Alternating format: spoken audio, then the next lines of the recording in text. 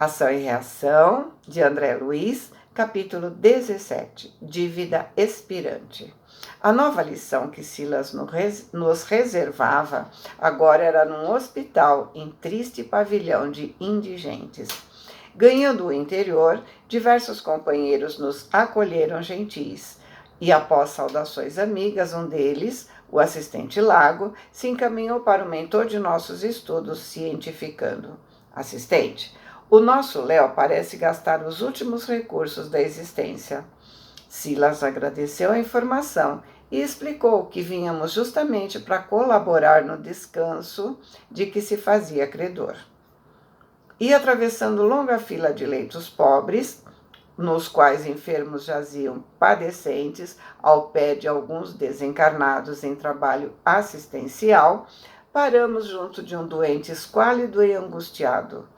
A mortiça claridade de pequena lâmpada destinada à vigília da noite, vimos Léo, que uma tuberculose pulmonar arrastava ao sacrifício da morte.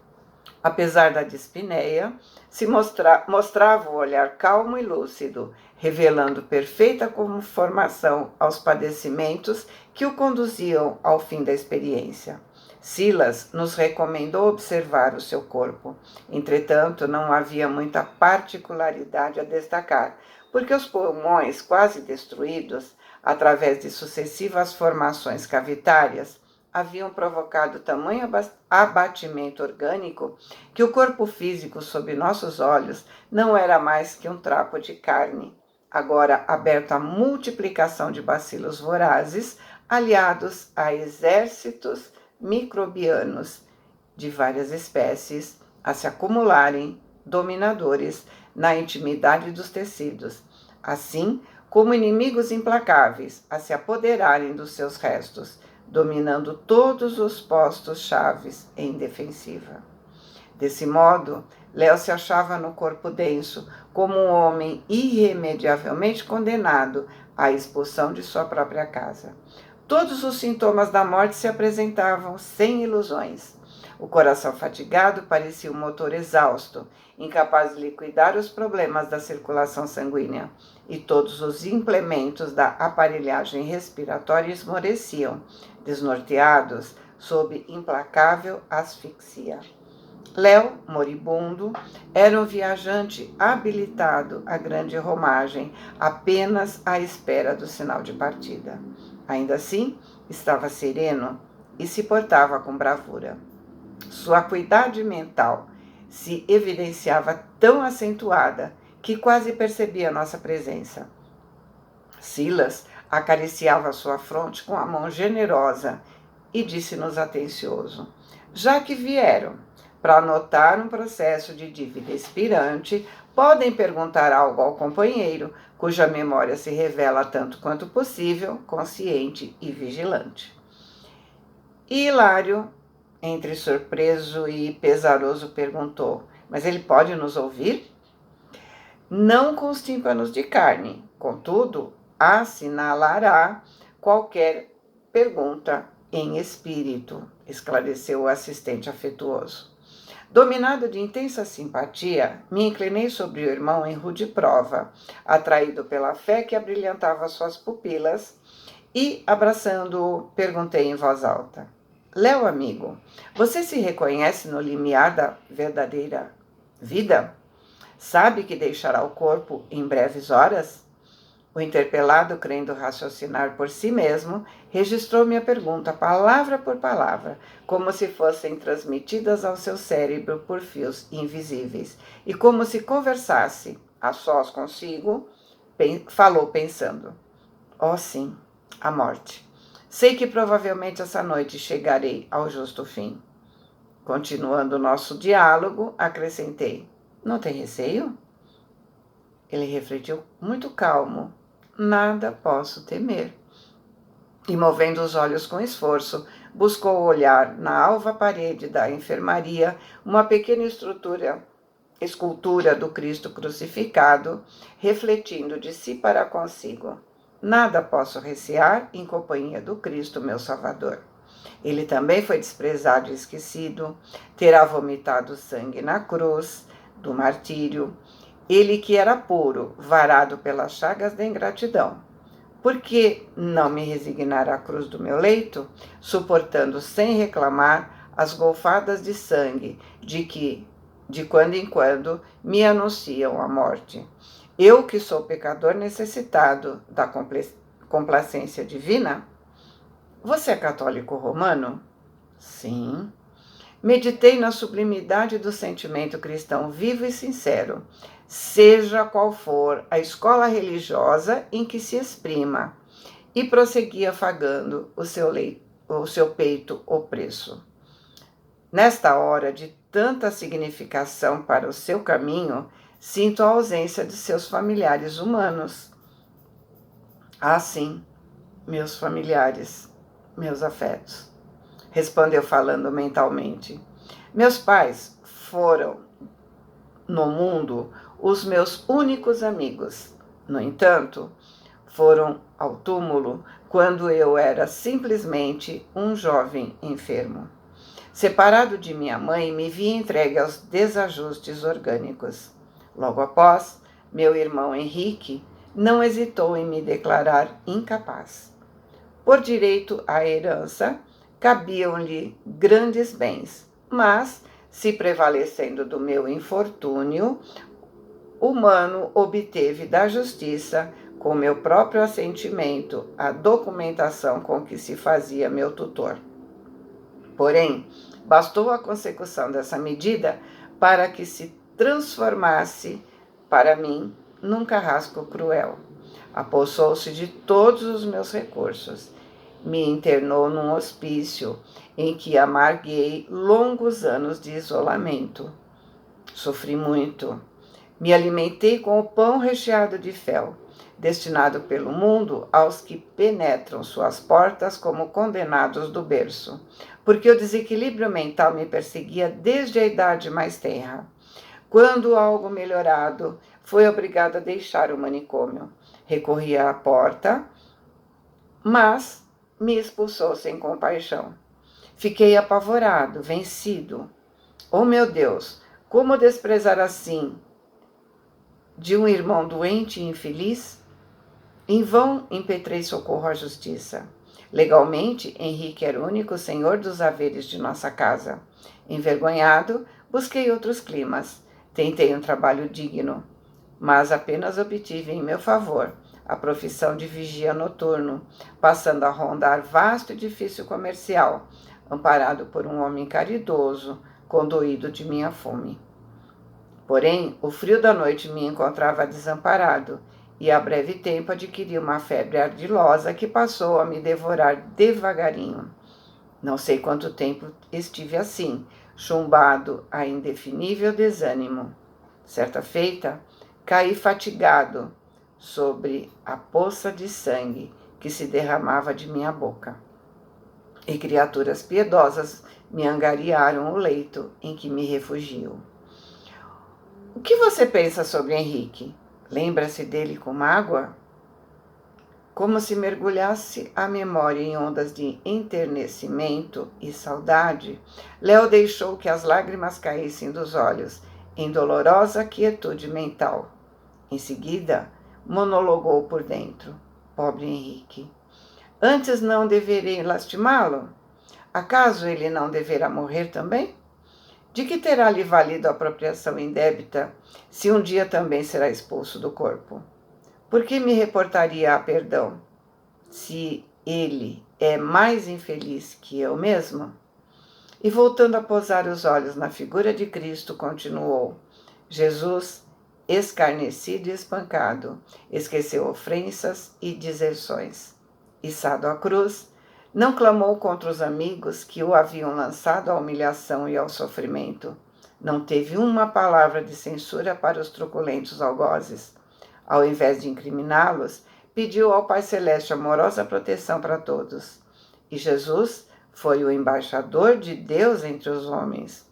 Assim, com que direito julgarei meu próprio irmão, se eu, alma necessitada de luz, não posso penetrar os divinos juízos da providência? Léo se aquietou em pranto, buscando internar a mente no templo de amor da prece. A humildade a que se recolhia tocava o meu coração. Me ergui de olhos úmidos. Para sondar a grandeza de sua alma, não seria preciso alongar o interrogatório. Hilário, que se mostrava comovido até as lágrimas, desistiu de qualquer consulta, apenas inquirindo ao assistente se o agonizante estava reencarnado sob os cuidados da mansão, a que Silas informou prestativo.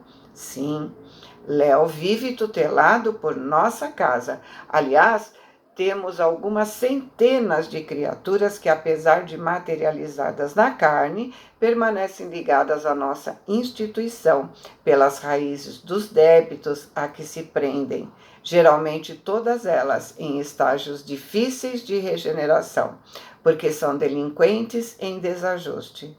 Renascem no mundo sob a guarda de nosso estabelecimento socorrista, mas naturalmente ainda enlaçadas, de certo modo, a parceiros do passado, com cuja influência tomam contato, consolidando as qualidades morais de que necessitam, através dos conflitos interiores, que podemos classificar como sendo a forja da tentação.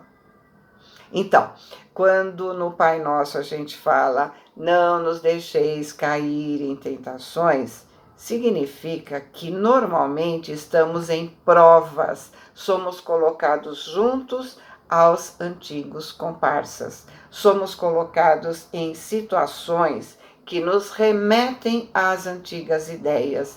Então, são essas as tentações que devemos nos livrar. São essas ideias que não devemos dar sequência, e sim resolvermos as situações de outra forma. Como é belo apreciar o amor paternal de Deus, que a tudo atende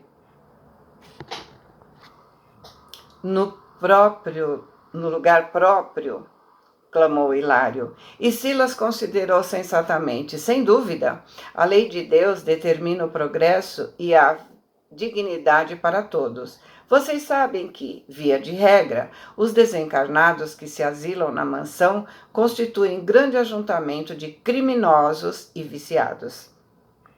E modificando a inflexão de voz, acrescentou: como eu mesmo, ali recebemos atenção e carinho, assistência e bondade, reeducando-nos, às vezes por muitos anos. Mas é imprescindível observar que, recolhendo a generosidade dos benfeitores e instrutores que nos garantem aquele pouso de amor, apenas acumulamos débitos com a proteção não merecida. Compromissos esses que precisamos resgatar, igualmente em serviço ao próximo. Todavia, a fim de que nos habilitemos para as tarefas do bem genuíno, é imprescindível purificar a nossa condição inferior, agravada na culpa, porque o conhecimento elevado adquirido em nossa organização vale mais como teoria enobrecedora, que nos cabe substancializar na prática correspondente, para que se incorpore em definitivo ao nosso patrimônio moral. Eis porque, depois do aprendizado breve ou longo em nosso instituto, somos novamente internados na esfera de carne. E aí é óbvio que, apesar de protegidos por nossos mentores, deveremos sofrer a aproximação dos antigos comparsas de nossos delitos para demonstrar aproveitamento e assimilação do amparo recebido. Ou seja, a teoria precisa se transformar em prática. Precisamos colocar em prática a honestidade, o amor ao próximo, a caridade. Estamos num planeta de provas e expiações, ou seja, precisamos vir para fazer a prova, para garantir que realmente aprendemos e nos modificamos. Porém, ao nosso lado, Léo contava os últimos minutos no veículo denso e notamos que o assistente não desejava se ausentar do caso dele para que guardássemos sua lição. Talvez por isso mesmo, Silas ministrou energias novas ao peito exausto de Léo, através de passes balsamizantes, nos falando em seguida: vocês ouviram as alegações mentais do companheiro que se despede. Hilário, que ardia de curiosidade tanto quanto eu, faminto de novas elucidações, perguntou reverente: em que ponto será lícito considerar a presente desencarnação de Léo como um débito expirante, ou seja, um débito que acaba? Nosso interlocutor fixou expressivo gesto e informou: de certo, não me reportarei à conta integral de nosso amigo perante a lei. Não disponho pessoalmente de recursos informativos para relacionar suas dívidas e créditos no tempo. Por isso, me referirei apenas à culpa que atormenta sua mente quando ingressou em nossa casa, segundo os apontamentos que lá poderemos compulsar. O agonizante agora, de nervos asserenados pelo socorro magnético, parecia quase nos ouvir. Sustentando sua fronte suarenta, Silas atencioso prosseguiu depois de leve pausa. Léo contou mentalmente para nós as amargas recordações dos dias recentes que tem vivido, detendo-se particularmente na enfermidade que o martiriza desde o berço, nos tormentos do hospício, na dureza de seu irmão, que o sentenciou à extrema penúria. Porém, vejamos a razão das dores com que pune a si mesmo e porque mereceu a felicidade de ressarcir para sempre o débito particular, agora em pauta de nosso estudo. Em princípios do século passado, começo do século XIX, ele era filho dileto de abastados fidalgos citadinos que, desencarnados muito cedo, lhe confiaram o próprio irmão doente, o jovem Fernando, cuja existência foi marcada por incurável idiotia. No entanto, Ernesto, pois esse era o nome do nosso Léo, na última existência, tão logo se viu sem a presença dos pais, se deu pressa em alijar o irmão do seu convívio, cioso do governo total sobre a avantajada fortuna de que ambos se faziam herdeiros. Além disso, o moço, habituado aos saraus do seu tempo, estimava as recepções esmeradas, requintadas, das quais o palacete da família abria as portas brazonadas às relações elegantes e, orgulhoso da paisagem doméstica, se envergonhava de se igualar ao irmão, proibindo o irmão de comparecer aos seus ágapes, aos seus banquetes sociais. Todavia, porque Fernando Mentecapto não atendesse às suas ordens, em razão da incapacidade de aprendê-las, providenciou prisão gradeada ao fundo da residência, onde o rapaz enfermo foi excluído da comunidade familiar. Encarcerado e sozinho, desfrutando apenas da intimidade de alguns escravos, Fernando passou a viver engaiolado, como se fosse infeliz animal. Enquanto isso, Ernesto, casado, cedia aos caprichos da mulher, em extensas viagens de recreio, nas quais desperdiçava seus bens em jogatinas e extravagâncias. Depois de algum tempo, esgotado nas finanças de que podia dispor, apenas conseguiria se reequilibrar por morte do mano irresponsável. No entanto, o jovem mentalmente enfermo demonstrava de grande fortaleza física, apesar de certa bronquite crônica que muito o incomodava. Observando seu desequilíbrio respiratório, Ernesto planejou levá-lo à moléstia mais grave, na esperança de remetê-lo com rapidez ao sepulcro, recomendando aos servos que o liberassem todas as noites, num grande pátio em que Fernando repousasse ao relento. Porém, O moço denotava enorme resistência e, embora sofresse consecutivas crises de sua moléstia, assim exposto à intempérie, durante quase 2 anos superou valorosamente a provação a que foi submetido.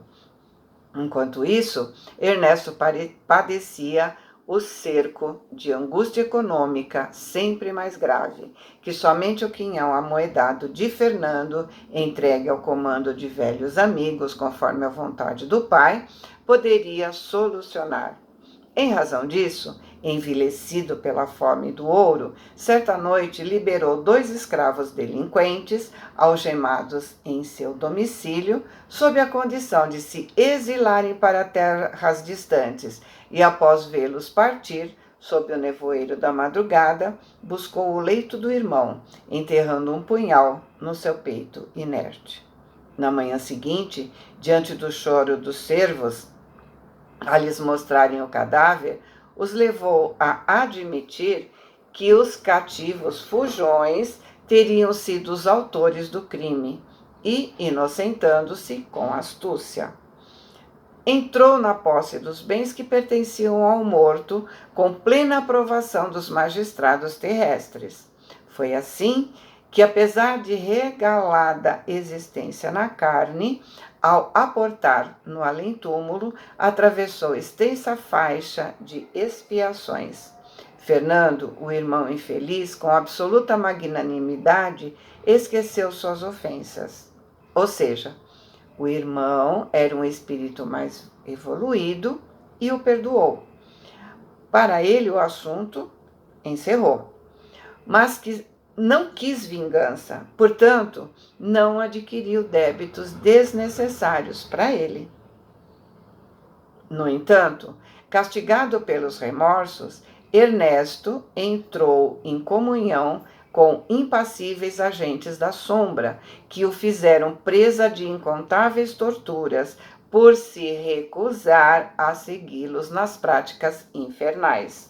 Conservando no íntimo da alma a lembrança da vítima, através da percussão mental do arrependimento sobre os centros perispiríticos, enlouqueceu de dor, vagueando por vários anos em tenebrosas paisagens, até que, recolhido à nossa instituição, foi convenientemente tratado para o reajuste preciso. Porém, apesar de recuperado, as lembranças do crime absorviam seu espírito de tal forma que o retorno à marcha evolutiva normal implorou o regresso à carne, a fim de experimentar a mesma vergonha, a mesma penúria e as mesmas provas por ele infligidas ao irmão indefeso, pacificando desse modo a consciência intranquila. Então vamos lembrar que o irmão o perdoou.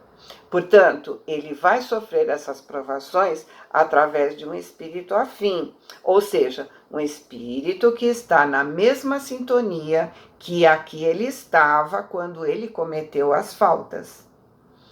Amparado em seus propósitos de resgate por eminentes instrutores, voltou ao campo físico, carreando na sua própria alma, os desequilíbrios que assimilou além do túmulo, com os quais renasceu alienado mental, como o próprio Fernando no passado recente, tendo amargado na posição de Léo todos os infortúnios por ele impostos ao irmão debilitado e infeliz. Dessa forma, ressurgiu na esfera carnal, infeliz e doente. Cedo conheceu a orfandade, foi colhido de surpresa pela secura e vilania de um irmão insensato que o ilhou no ambiente sombrio de um manicômio. E para não faltar particularidade alguma ao quadro expiatório, padeceu como guarda noturno o frio e os temporais a que expôs a vítima indefesa. Entretanto, pela humildade e paciência com que tem sabido aceitar os golpes reparadores, conquistou a felicidade de encerrar em definitivo o débito a que nos referimos. Porque o orientador emudeceu, preocupado em atender ao agonizante, então banhado pelo suor característico da morte, Hilário perguntou: assistente, como entender que o nosso companheiro está liquidando a dívida a que se refere? E Silas observou admirado: pois não vem? E indicando a grande hemoptise, ou seja, tosse com sangue, que começava, acrescentou: assim como Fernando, que desencarnou com o tórax perfurado pela lâmina assassina, Léo também se despede do corpo com os pulmões em frangalhos, mas pelo procedimento correto que adotou perante a lei, atravessa o mesmo suplício, mas no leito, sem escândalos destrutivos, embora esteja vertendo o próprio sangue pela boca, tal como sucedeu ao humano desprezado e vencido. Cumpre-se o acordo da justiça, apenas com a diferença de que, em vez de gladil de ferro, temos aqui batalhões de bacilos assassinos. Talvez porque visse nosso assombro diante da lição, embora ocupado na assistência ao moribundo, rematou com grave tom de voz: quando a nossa dor não gera novas dores e nossa aflição não cria aflições naqueles que nos rodeiam, nossa dívida está em processo de encerramento. Então, quando não somos um doente que faz os outros doentes, reclamando do nosso sofrimento, fazendo chantagens emocionais, quando o sofrimento é só nosso, ninguém sofre ao nosso lado porque estamos sofrendo, o processo acabou. Muitas vezes, o leito de angústia entre os homens é o altar bendito em que conseguimos extinguir compromissos abomináveis, pagando nossas contas, sem que o nosso resgate prejudique a mais ninguém. Quando o enfermo sabe acatar os desígnios celestes entre a conformação e a humildade, traz consigo o sinal da dívida expirante. Então, quando ficamos tempo sofrendo na UTI, é a forma de ressarcirmos nossos débitos também. Mas Silas não pôde continuar.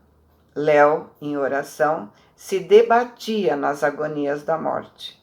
O assistente o enlaçou com carinho enternecido e pediu o amparo divino, como se o doente desventurado fosse um filho do seu coração. Envolvido nas irradiantes suaves da prece, Léo adormeceu diante de nossas lágrimas. Por que perguntássemos quanto ao motivo pelo qual não o levaríamos de imediato ao vaso cadavérico para transportá-lo conosco à mansão, o assistente nos informou preciso: não dispomos de autoridade para desligá-lo do corpo. Semelhante responsabilidade não nos compete. Nós já vimos no outro livro, lembra? Que esse é um trabalho específico e que tem equipes especializadas para isso. E comunicando aos vigilantes que missionários da libertação viriam em breves horas em socorro do companheiro que descansava, meditativo e emocionado, nos propôs regressar à mansão. Boa semana, fiquem com Deus, amo vocês.